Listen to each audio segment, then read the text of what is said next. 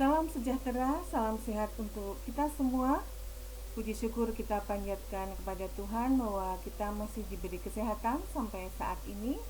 Dan selamat bertemu kembali di video pembelajaran kelas 11 MIA SMA Flatter Don Bosco Banjarmasin, khususnya video pembelajaran biologi.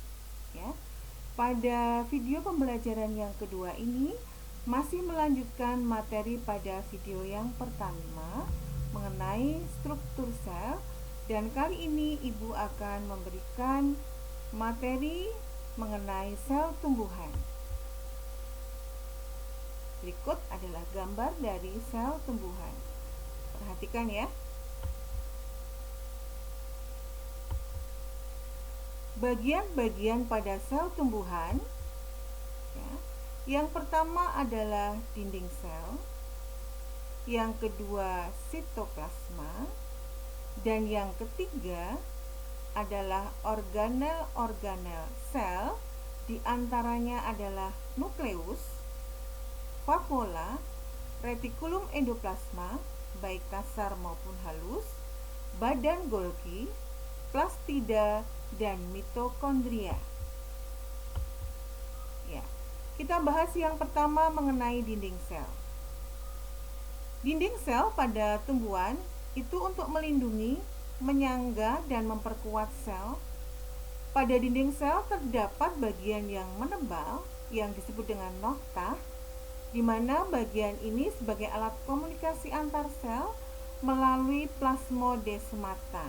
Ya, adanya dinding sel ini menyebabkan bahwa tumbuhan mempunyai bentuk yang tetap.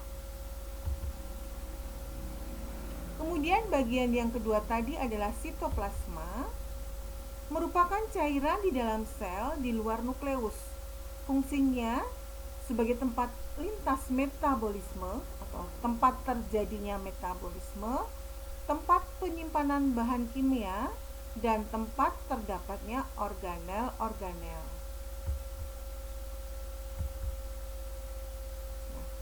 Kita bahas sekarang masuk ke organel-organel.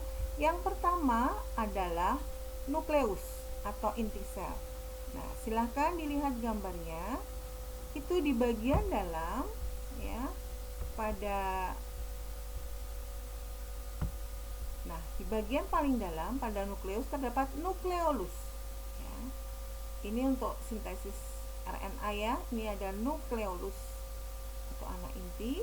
Kemudian terdapat seperti pita ini adalah kromosom dari kromatin yang sudah menebal. Ini kromatinnya. Kemudian diselubungi oleh selaput inti. Ya. Kemudian di luarnya ada pori-pori inti. Ya. Nah, sekarang apa peranan dari nukleus? Mengontrol seluruh aktivitas sel, ya. Mengatur pembelahan sel, dan pembawa informasi genetik. Yang kedua, vakuola. Nah, kalau kalian melihat sel tumbuhan, ada bagian di dalamnya yang paling besar itu adalah vakuola. Ini bentuknya, ya. Dia ukurannya paling besar di antara organel yang lain. Peranannya apa? Yang pertama, menyimpan bahan makanan. Kemudian yang kedua, berperan dalam turgiditas dan bentuk sel, ya. Turgiditas itu di mana sel itu menggelembung, ya, menggelembung, kemudian membuat tumbuhan itu menjadi tegak, berdiri tegak. Ya. Yang ketiga, dapat memberi warna pada bunga dan buah. Kemudian yang keempat, dia berfungsi sebagai lisosom pada tumbuhan. Dan berikutnya, tempat penimbunan sisa-sisa metabolisme. Organel berikutnya disebut retikulum endoplasma. Nah, retikulum endoplasma atau RE ini ada dua, RE halus dan RE kasar. Nah, bentuknya seperti ini, ya. Perhatikan, RE halus. Biasanya pada gambar tidak terlihat adanya bintik-bintik ya. Ini RE kasar yang ada bintik-bintik merah terlihat, ya. Bedanya kalau RE halus itu tidak ada ribosom yang menempeli, sedangkan RE kasar itu terdapat ribosom, ya. Apa fungsinya retikulum endoplasma?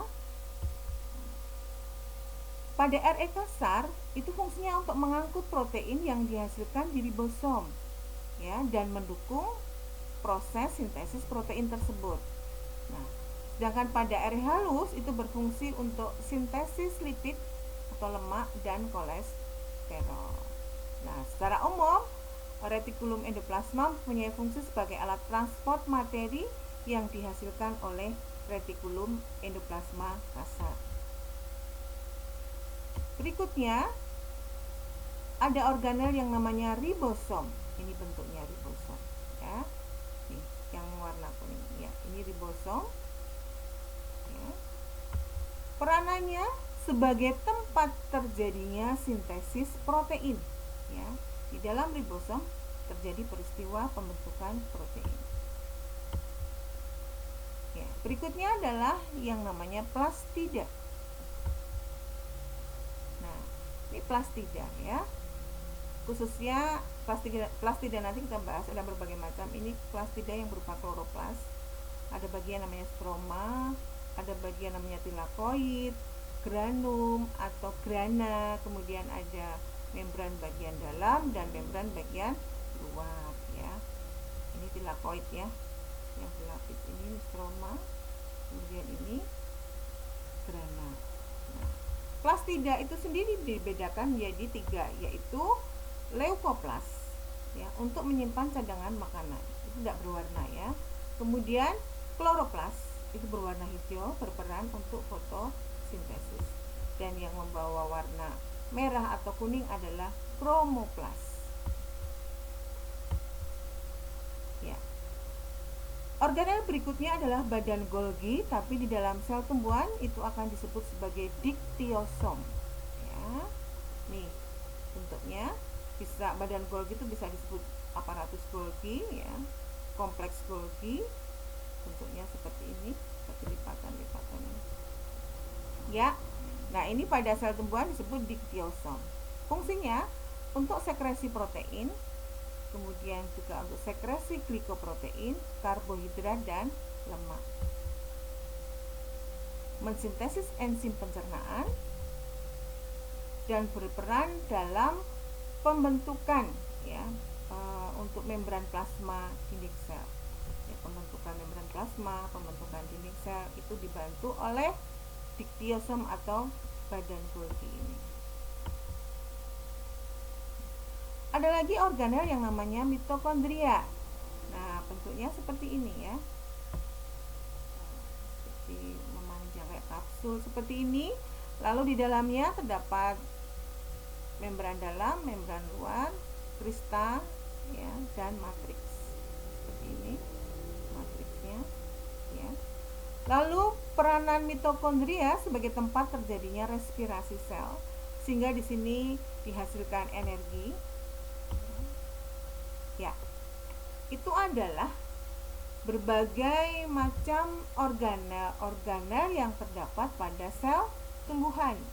Nah, kalian sudah lihat gambarnya, sudah lihat peranannya, disalin dalam buku catatan, ya. Untuk berikutnya itu adalah organel yang terdapat di dalam sel hewan, ya. Cari dulu kalian, ditulis, lalu peranannya apa. Akan kita lanjutkan pada video pembelajaran berikutnya, ya. Demikian dari saya, dari Ibu. Cukup sampai di sini dulu. Sampai jumpa pada video pembelajaran berikutnya. Tetap jaga kesehatan. Tuhan memberkati.